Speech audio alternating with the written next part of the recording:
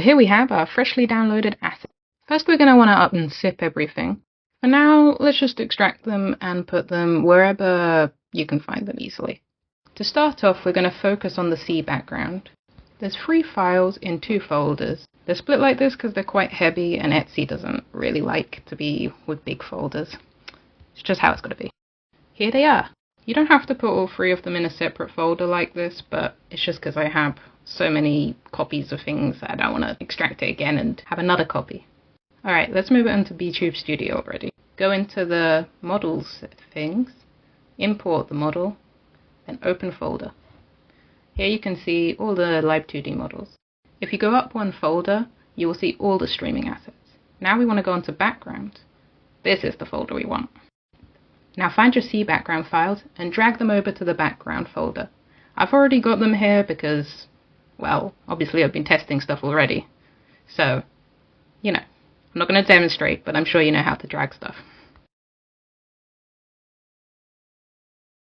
Now we're going to click here to change the background. Find the background in the list. Now select it from the list. If it doesn't appear here, you may have to restart Vtube Studio. This is the high resolution animation. You may notice that when it loops, it does do a little bit of a juttering thing. I find it doesn't do this in the lower resolution, so if you're having this issue, move to lower resolution. Another option is to set a transparent background on Vtube Studio and put the background in OBS. I find this works a lot better for higher resolution. But to set transparency, go into the backgrounds again, but this time select Color Picker.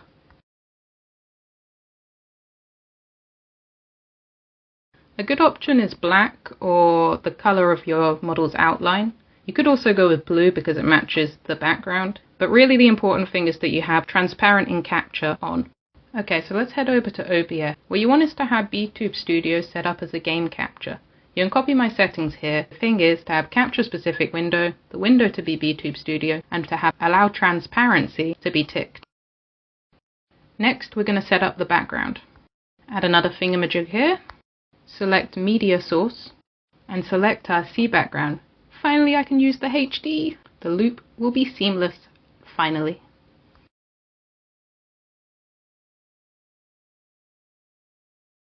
Make sure loop is ticked and select OK.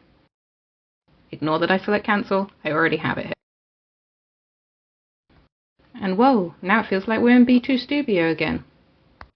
Just gonna get my model out. Silly bunny, this is no place for you.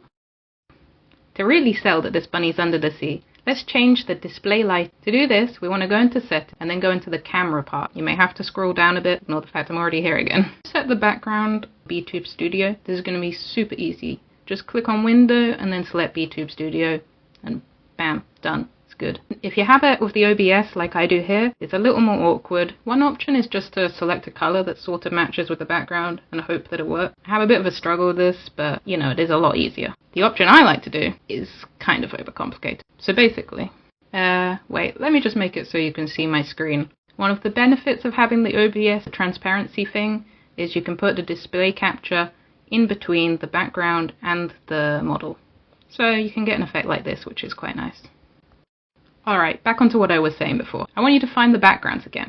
Open the PNG, set it to full screen so the UI is not affecting anything. And we're going to tab out of this. Now we're going to go back into select a window.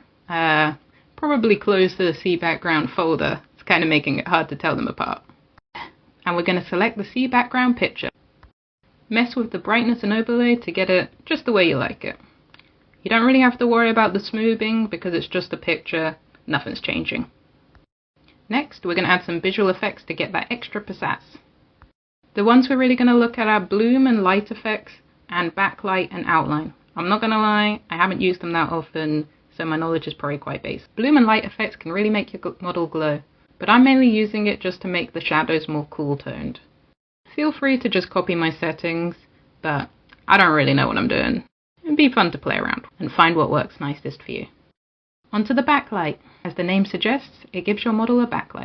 Really got to sell that scenic image. Again, feel free to copy my settings or just play around with it to your liking. The important thing is probably to pay attention to the source of light As you can see, the light is above in the background, so we want the light to be coming down on the model. I'll be real, it's probably best to set everything up with the background in Vtube Studio and then change it to transparency, because I was kind of doing this blind. And there you go, a submerged bunny. Okay, time for the items. Let's head back into the download folder. And these are the 3 folders we're going to focus on.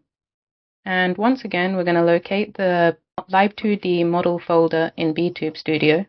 And we're going to drag all the Live2D assets into the model folder. We're doing it directly into the model folder because this will make editing easier. Slight exception for one item. There's the back of the diver helmet, which is a PNG. It won't really recognize it in the Live2D models, so just put that straight into the item folder. Once again, I'm not actually dragging them here because mine are already in the proper folder. Well, the Live2D model folder, but you know what to do. Go back into Vtube Studio, and if they don't appear in the list, unload your model. This will restart the list. And it should be there. You can load it up. Look at this little slug. Before I talk about individual items, I want to talk about some general things. First, I'm going to talk about customization, but please listen. I don't mind if you want to customize the inanimate objects, but I'd rather you didn't customize all the little animals because they're based on specific animals. It feels a bit weird to change them. If you're using this tutorial for general item help, also please respect the artist. They might not want you customizing their stuff. So I'm going to teach you 3 ways to customize stuff. First is the easiest and simplest way, and we're just going to use Vtube Studio's recoloring option. Grab your item, go to Settings, go to Model Settings, click Customize Multiply Screen Color for Art Meshes. Click OK, because I've given you the OK. Then select the layers you want to recolor and play around with the sliders. Because this item's quite dark, the screen option is going to do a lot more than the multiply option. This option's definitely the easiest, but the color ends up being quite uniform, so I wouldn't say it's the nicest looking. But it will do in a pinch. If you want to do multiple things with the same color settings, you can just press the paste last color. And voila, now the scuba diver goggles are colorful. For the next 2 options, we're going to edit the texture atlas directly.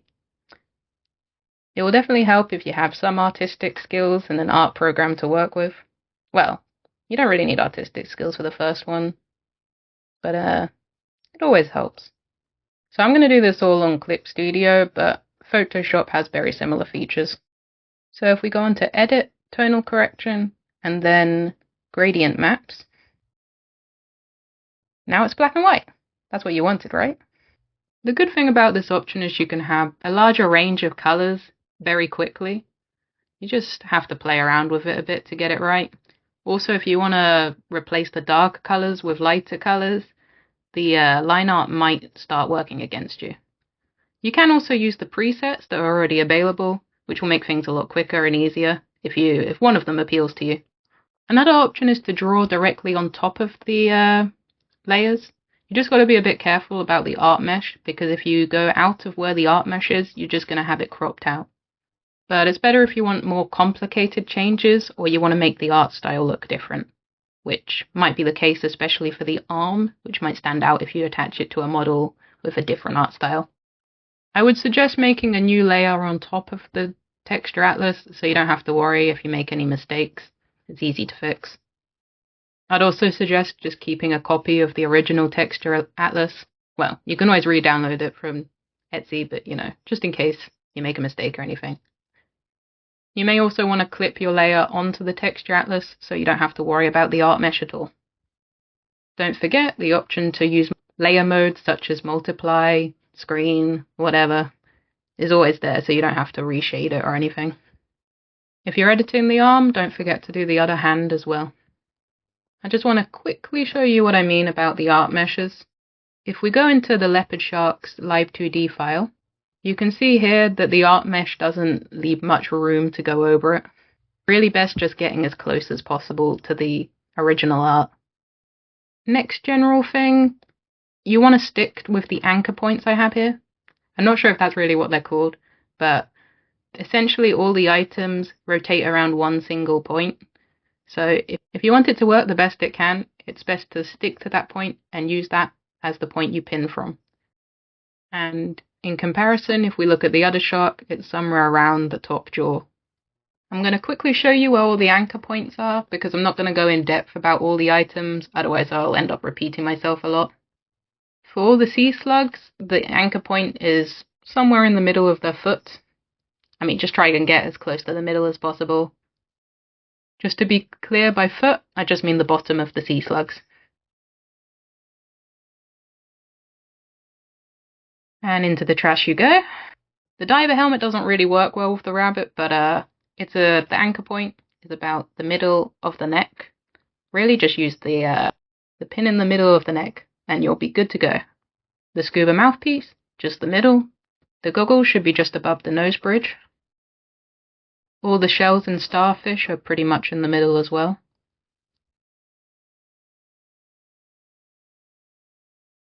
We've already gone over the sharks, but middle of the top jaw and the elbow.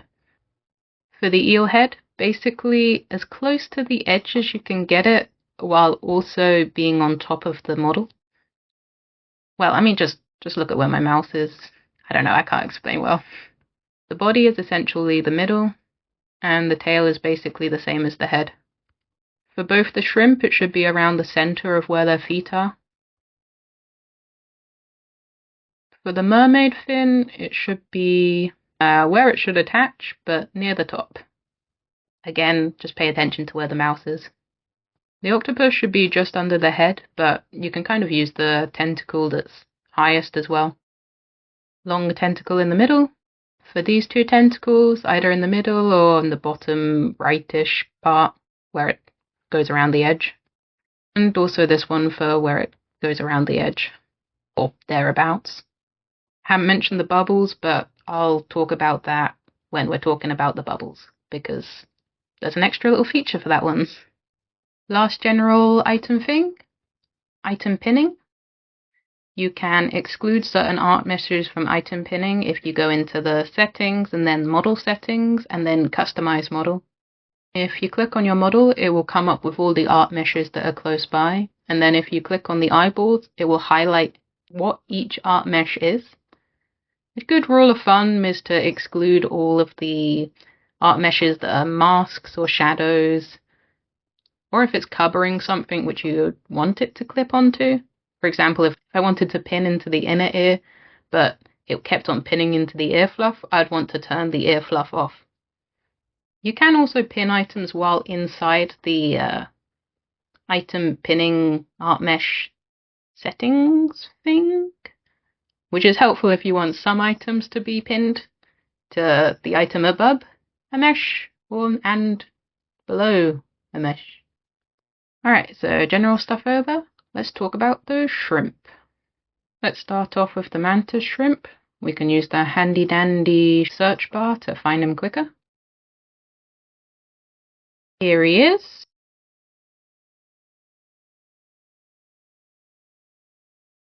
He's got a toggle here, attack. You can change the shortcut key to whatever you want. I'd suggest something you're not going to accidentally press. Just press record and then press whatever key you want to use as a shortcut. If you want to use a key combination, you're going to have to do it twice.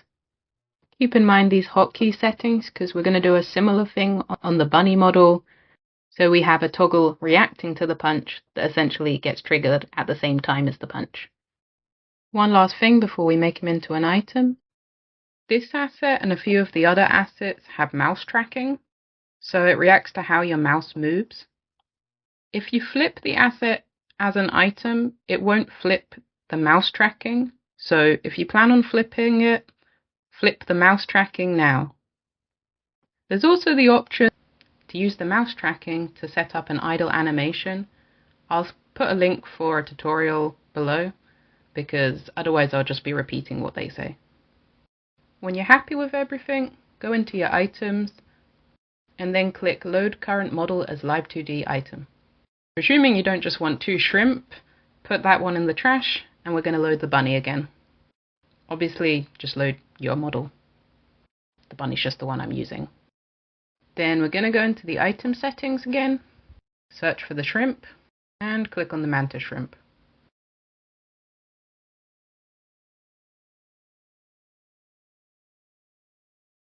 And then let's configure the item.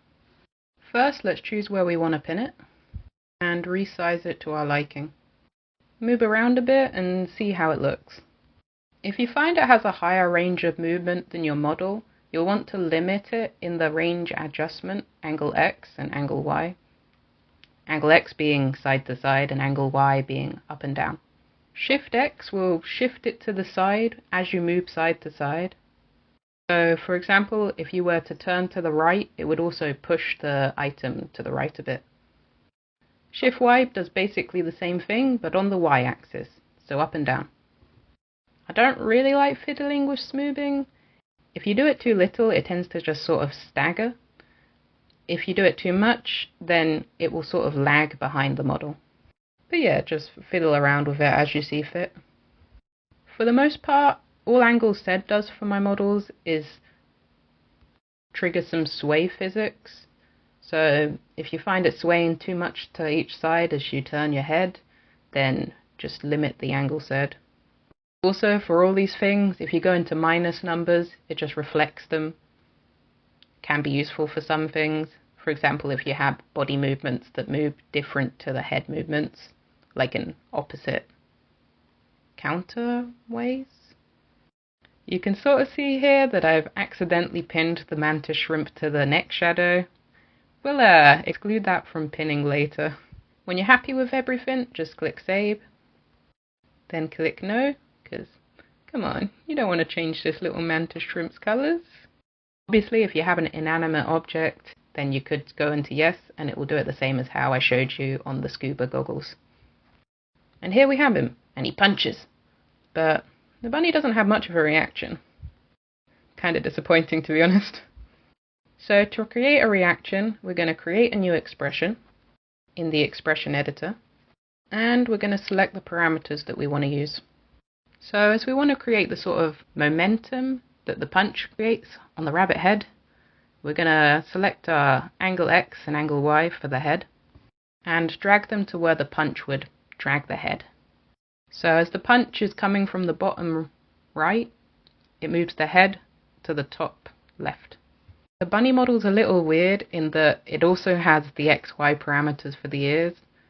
If you're using the bunny model, they're going to want to include the ear X and Y, just match them with the angle X and angle Y, as this will help the physics work. I'm sorry, bunny, even your ears aren't safe. You can also use some of the face parameters or any other toggle parameters you have, just to give that punch a little extra oomph. Again, if you've got the bunny model, I think also for the bat model you might want to do the same thing. I do also lock the eye open position here. I just do this with all the ones that change the eye, because the art around the eyes will still move with blinking, which doesn't really make sense when the eyes themselves won't move. It's not actually really noticeable in this toggle because it's only on very briefly, but could have it, I guess. When your model looks sufficiently punched, give it a name and then click Save. Then we want to click Create New Hotkey for all unused expressions. Well, maybe only go for this if you've only got one. This works for me because the new expression is the only one that I haven't registered as a toggle. If this isn't the case for you, then you might want to do it manually. In which case, you'd set up a new expression, select hotkey action, and put set unset expression. Select your expression as the punch expression. Now we want to give it the same key combination as the punch for the Mantis Shrimp, and change the hotkey settings to also match the Mantis Shrimp punch, or thereabouts. Just to briefly explain the hotkey settings, the fade for a sec is the time it will take for the toggle to go on, and then you'll want to click stop after a sec and have that to be longer than the fade for a sec, because basically this time includes the fade for a sec.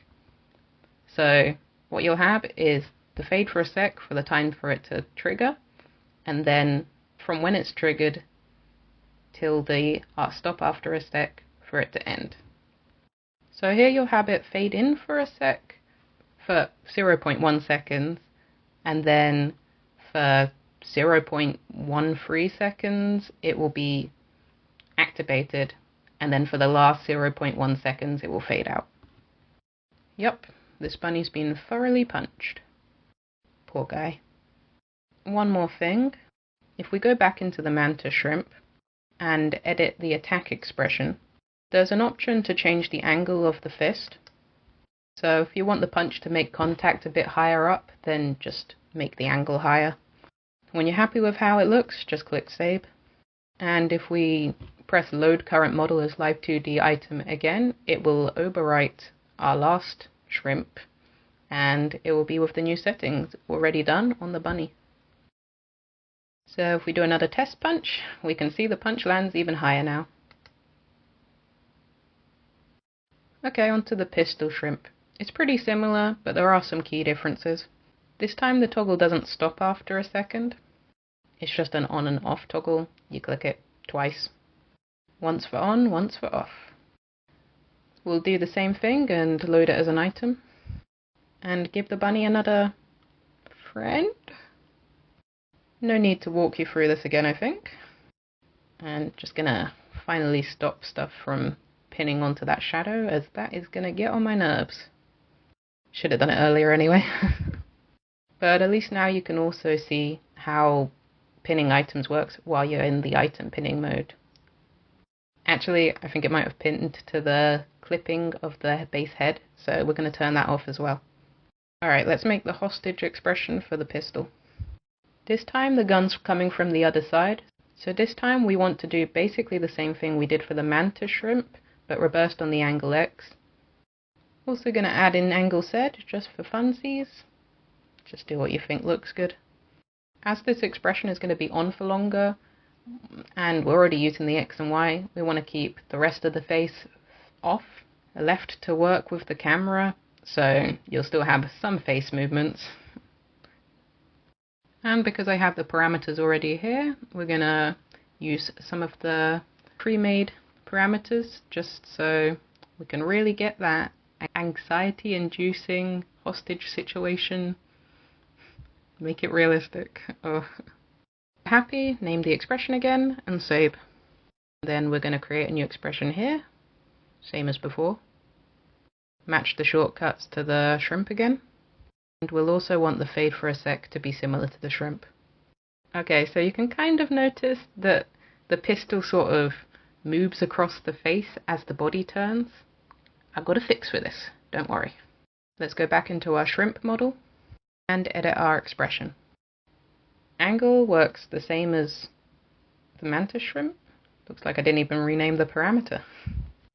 Pistol follow X and pistol follow Y will increase or decrease the range between where you've pinned the shrimp, hopefully by the feet, and the gun as you turn. This can require a bit of trial and error. Just go between editing the expression and reloading it as a model. Did it the wrong way at first, so I've actually made it worse. And a little less. And a lot better, I think. It does still shift a bit, but there'll always be a bit of limitations with this kind of thing. Yep, and now the bunny is in a terrible situation. Alright, on to the next one. The leopard shark.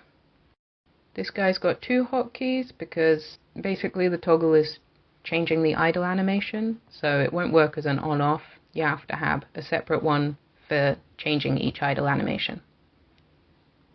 Again, feel free to change the shortcut key to whatever you want. I'm not going to load current model as item this time because I've changed the texture atlas on the item version that I've already loaded, and you'll see why in a sec. So not going to use the bunny this time because, well, it's got no human arms. It doesn't really work that great with him. And here's the leopard shark. You can see how the arm's been edited to match the chibi a bit more. And you just want to pin it where the elbow is, more or less. But we do appear to have 4 arms, which is a little odd.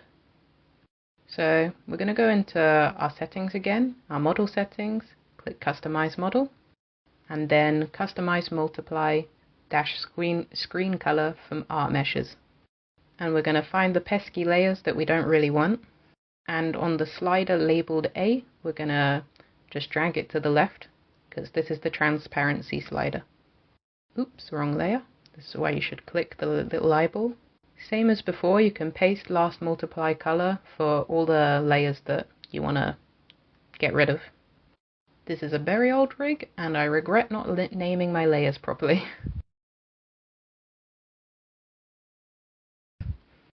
And there we go, significantly less cursed. If your model has any toggles that make your arms rise, say one where they hold a control or something else close to their chest, you can up your shark holding game even more. So for example, with this model, I have a shocked toggle that raises the arms in squirrel mode. I separated the perimeters a bit weirdly in this model, but as I said before, it's an old rig, it's got some weird quirks. But yeah, we're going to make a new expression, and it's going to use my shocked arms, but not the shocked hand change. Obviously, if you have a controller toggle, you could just use your regular one, or make a new one if it also comes with some other expressions.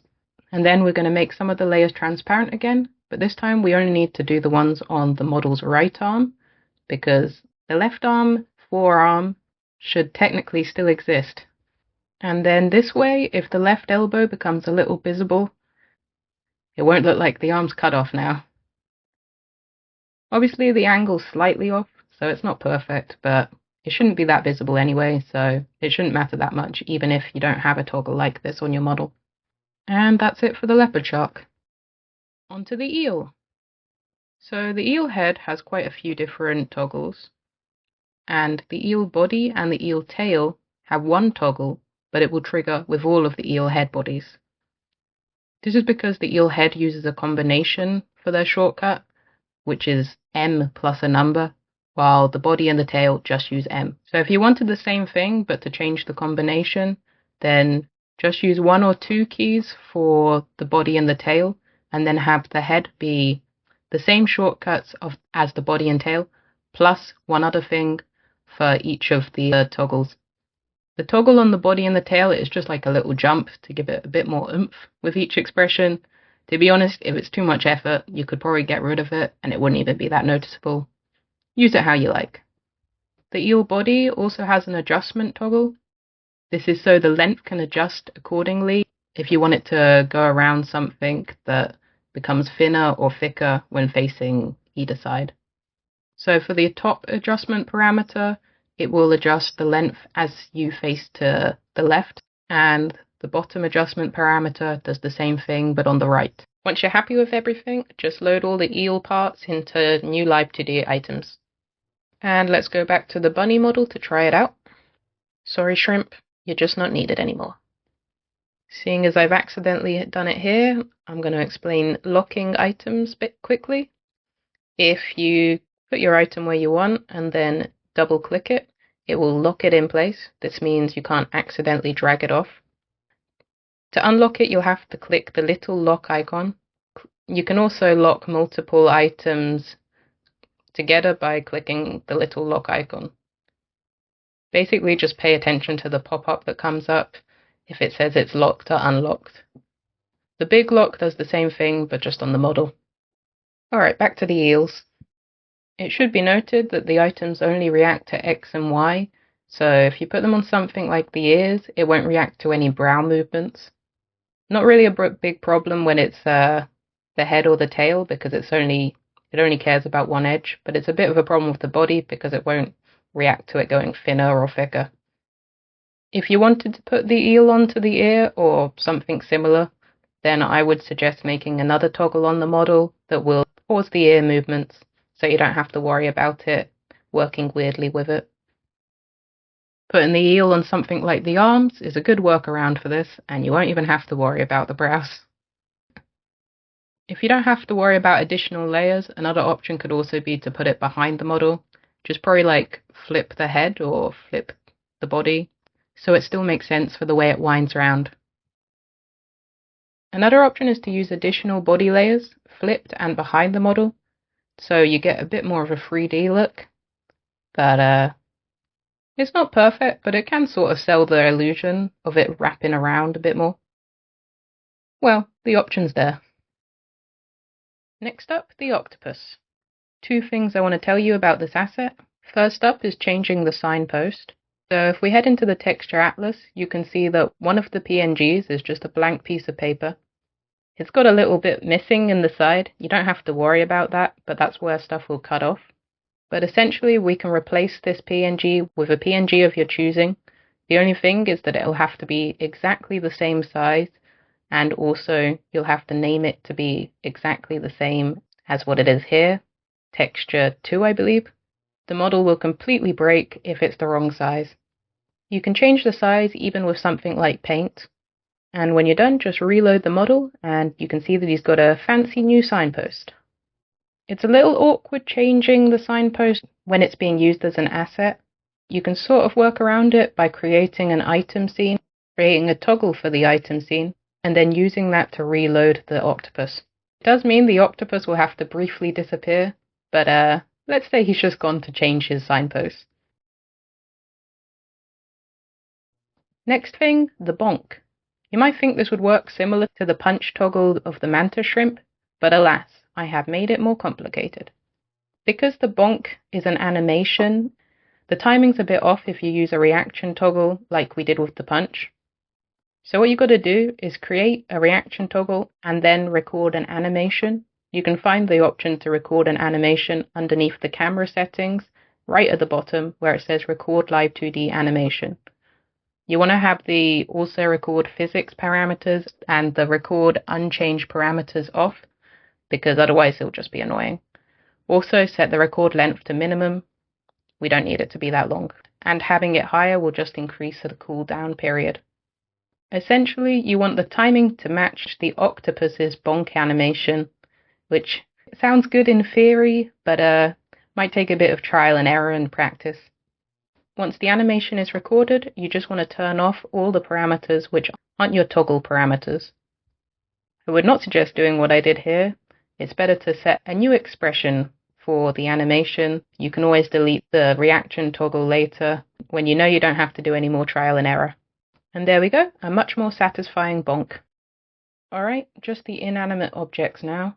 Let's start with the mermaid fins. So if you go into the model settings and then to the bottom, this last tracking thing is for the mermaid fins to react to either your brows or your eyes.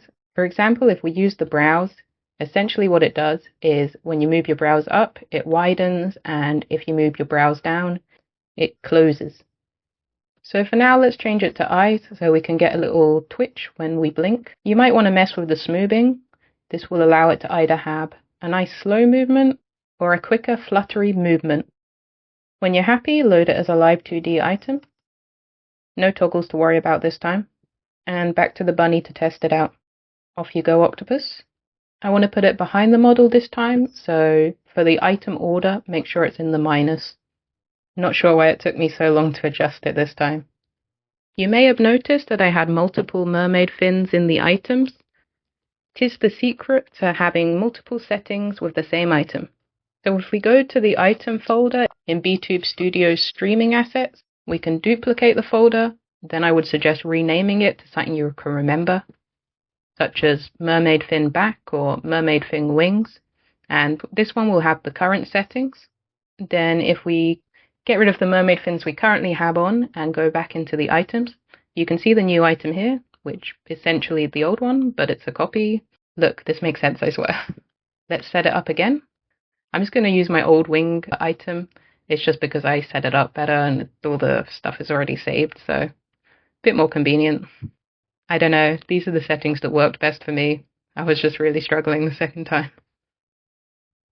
And then we're going to load it again, but this time we'll flip it. Also, make sure to click OK and not configure live 2D item, because otherwise it will delete the one we currently have set, as it only lets you configure the item once. Otherwise, it thinks you want to reset all of them that use the same folder. So you'll have to start from the beginning. I would suggest looking at your camera when you're trying to set up symmetrical items, because otherwise you're going to have a tough time. Then we're going to go back to our mermaid fins in as a live 2D model, and I'm going to change that reactionary parameter to browse rather than eyes, and load model as live 2D item. And now we can go back to the bunny, and the mermaid wings won't be affected by the changes we made. And we can use our new live 2D item as the cheek fins, or whatever you want. I would suggest duplicating the item folder also if you want to do other things with different configuration. So I've got another one for the arms. Because I want them upside down, I had to flip the Y angle, and I also just didn't want it to react as much because the arms don't really angle up and down as much as, say, the head. So next, the bubbles. The bubbles are set up to react to mouth open. It's a pretty sensitive toggle, so you shouldn't need to play around with it, but if you notice any problems, might be worth doing so. It's also got a toggle. This is just a layer transparency toggle. To make it draggable, I had to have a layer where I wanted it to be pinned. You can drag it with the square not being visible, but if you're finding it hard to drag, I would trigger the toggle and then just use the square as a guide. And then when you've got it where you want it, just turn it off. One more thing. Be aware of angle Z. The angle Z here is used to counter the rotation that your head will do when you naturally use angle Z. So a little odd doing this, but when you're in the configuration settings, open your mouth, turn your head to the side, and then use the range adjustment slider to make sure the bubbles stay up. And there, no weird physics. And when you're happy, make sure that the toggle's off. Onto the scuba goggles. Here's the weird garish ones I made earlier. If you go into the toggles, you can see that there's some adjustment parameters. One to get rid of the nose bridge, and one that will affect how tall or wide it is. Just so it can fit a wider range of models. Use it how you see fit. It may take a bit of back and forth to see how wide you want the goggles. The only thing with the mouthpiece is to be aware of where you pin it. If you place it in a weird place, it might move a lot when your mouth opens. I believe I ended up pinning it to the bunny's tongue, so I guess that's an option. Might be a bit weird if you have tongue tracking though. Next up, the diver helmet. Just remember that we got a PNG back piece for this one. Because the back piece is just a PNG, it won't have as much options for configuration. So you might want to pin the back piece first and then the helmet, so you can use the configuration to try and get them to match a bit better. Try to have them pinned in around the same place, and just be aware that angle Z might try and work against you. Now time for the shells. So one thing with live 2D items is you can rotate them and pin them, but they'll always follow the same angle X movement. So as soon as you start rotating them, they'll be a little off in how they move with the model. So as I figured the shells might be something you might want to rotate to give it a bit of a more natural look, I've added an adjustment parameter that will rotate it and adjust the angle X and Y accordingly. It only rotates to 90 degrees, so you'll have to flip it and perhaps also reverse the angle Y to get the whole 360 degrees. But the point is, it's achievable. A good idea would be to pin them onto your model first to see where you'd want them, and then go into the shell as a live 2D model and do the angle adjustment. Obviously, if you want anything out of the initial 90 degrees, you're going to have to re-put them in with the flipping and reconfiguring the angle Y. This parameter is available for all the shells, so yeah, you can use it for all the shells. You may also want to adjust the angle X and angle Y so that the shells can be naturally facing the side a bit more. Essentially what you want to do is just limit the output to the range which would fit how you want the shell. So if you want the shell more left leaning, you'd limit the amount it can go to the right. So then it will naturally place itself in the middle, which will be slightly to the left. Technically you can do this with any live 2D item, but I figured for something that's going to be small and stuck somewhere not necessarily in the middle, might be good to know. For both the Starfish, there's a different adjustment parameter, which will make it seem more like it's on a curved surface as opposed to a flat surface. The parameter goes from 0 to 3, with 0 being flat, 1 being round, 2 being cylindrical, and 3 being flat again. I've done it this way, so if you don't want it to be quite as cylindrical as 2, you could put it somewhere between 2 and 3, and if you want it to be round but not too round, you could place it between 1 and 0. I suppose if you wanted it somewhere between the cylindrical and round, you could also place it between 1 and 2, just so you can have all bases covered. Something to note if you want to recolor this, the starfish consists of 2 layers which are glued together. Just did it like this because I thought it would be easier to get the 3D effect, but essentially only one of them needs to be colored, the one that's on top. You can use the eyeball to find which one is the top layer. The shells also have the same thing with the 2 layers. They just have some light reflection pieces as well, and a mask. And that should be everything. I hope you found this tutorial helpful, but if you have any issues or there's something you don't know, feel free to ask and I will try and answer.